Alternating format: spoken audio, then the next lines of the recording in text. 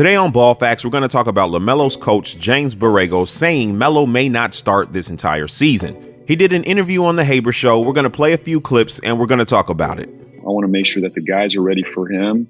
He's ready for that position. And, he didn't have a summer league. He just moved to Charlotte. There's a lot going on for this kid in a pandemic. There's a lot. This is not your typical rookie season for him. So I've tried to step back and take it more a cautious approach, a patient approach. And when the time is right, I'll know it, we'll know it, and we'll make that move. Where that goes as far as the rotation, I don't know yet. And it could happen this year. I'm not saying it's going to happen this year. It could happen next season. It could happen next season is what the coach said. This is a warning video. This is a brace yourself video for what a lot of you guys think would be the unfathomable, unthinkable. It could actually happen. LaMelo Ball, his rookie season, he never starts. Now, it is so hard to win Rookie of the Year in general, even more hard to win it off the bench. Now, we have more clips to get to that I'm going to play and I'm going to address. But as far as that, I want you guys to get in the comment section and tell me how you felt about his statement. I am going to play the final words of his statement at the end of this video that are actually encouraging about LaMelo being a starter. But at the same time, some people might feel it's discouraging because it's kind of about the future and not about the present. Now, a lot of people think that this coach has something against LaMelo. And honestly, after listening to this interview, he sounds like he really likes LaMelo. I'm going to play a few clips and we're going to talk about it. What were your impressions the first time you watched him on film and then when you got to see him in a workout? Yeah. Well, the tape is, as you all know, you studied it. You could see something special there. I think the question was, would it translate and how would it translate? Obviously on film, I was seeing the vision, the court sense. Obviously there was stuff defensively, we were concerned about. You see it on film, would the shot translate? But you knew something was there. For me, though, it wasn't until I got in person with him that I said, wow, this kid is special. So when he met him, he thought he was special and he had questions about his game translating. Well, after 13 games in the NBA and LaMelo rising to the top of all the leaderboards for the rookies, you have to wonder, were his questions answered? Did he now have faith in LaMelo? Or does he need to see 40 games before he believes that the kid has it? In that moment, I had a piece about this kid, and he's blown me away since. Now, I'm going to make a comparison to coaches and parents, because let's just say a parent is a coach, players are the kids. Every parent has a different style. You got the D'Antoni, you got the Popovich.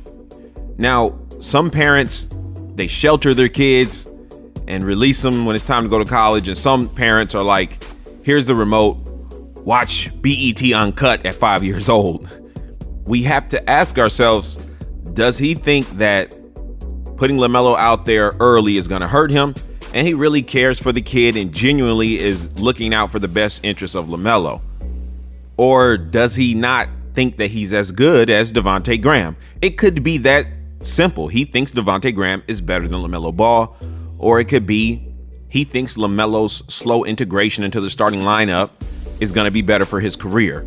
I guess it could be a mixture of both. You let me know in the comment section if you think that the coach is holding LaMelo back because he thinks Devonte is better, or because he thinks that it's going to be better for LaMelo, or a mixture of both. Or even let me know if you think that the coach is just hating on LaMelo. Like I said, I don't think he's hating on LaMelo. I have to stay tuned. I have to watch and see how this plays out, because right now it's still all words. And right now I'm asking you guys a lot of questions, but at the end, I'm going to give you my opinion and how I feel on the situation. It's like I saw this joy, this genuine joy about being in the gym.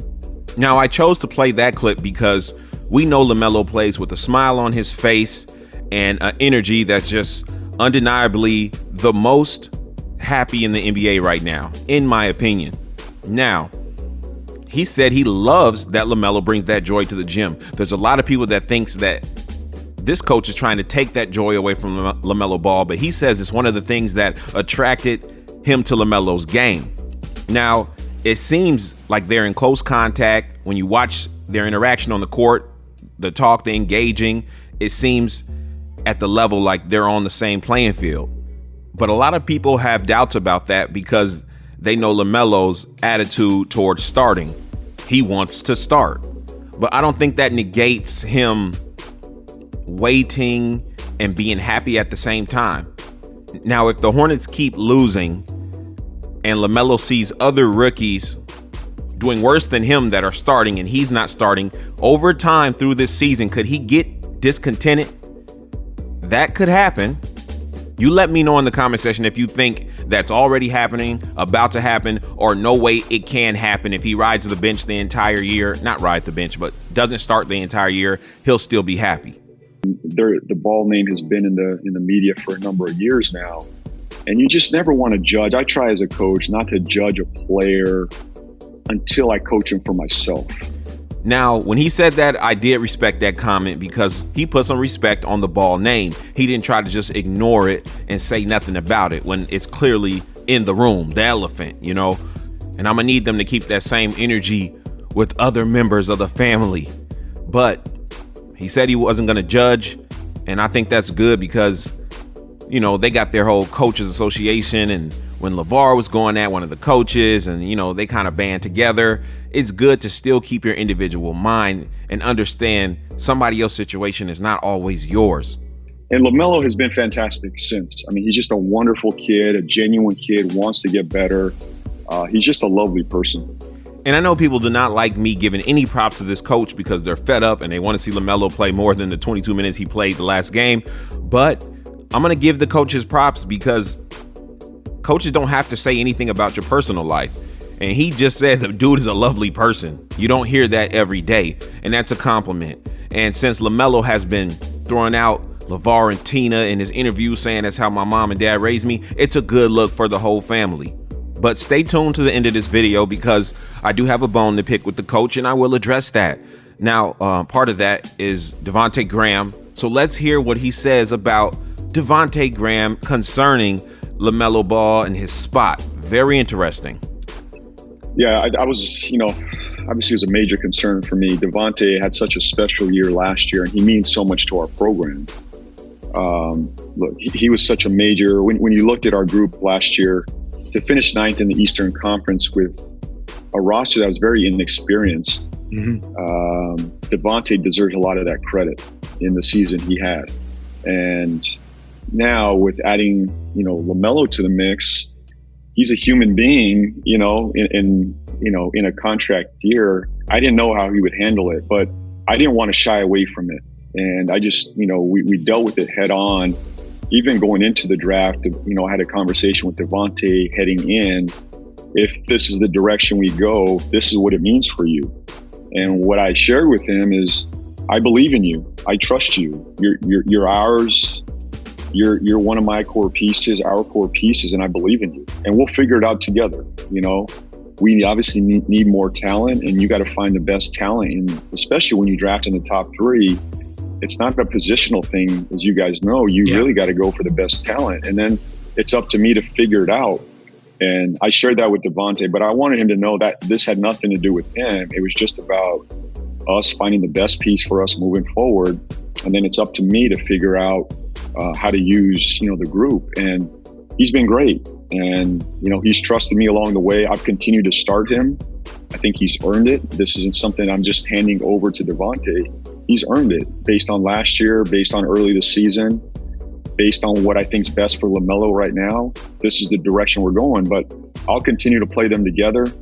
But I think the thing overall, as a head coach, I've learned in this league, just being honest and open with your guys, you know, meet things head on and try to, you know, to communicate before, you know, before it gets to a point where guys are uncomfortable. The coach said honesty is the best policy. And so I'm going to be honest, Coach Borrego, I think that you let a little emotion get in the way of your coaching. Borrego seems like a great guy. He seems like he's blessed and he's grateful for his come up. And I think that he's grateful to Devonte Graham for what he did last year. And I think he's a loyal guy. These are the kind of attributes that you look for in a friend.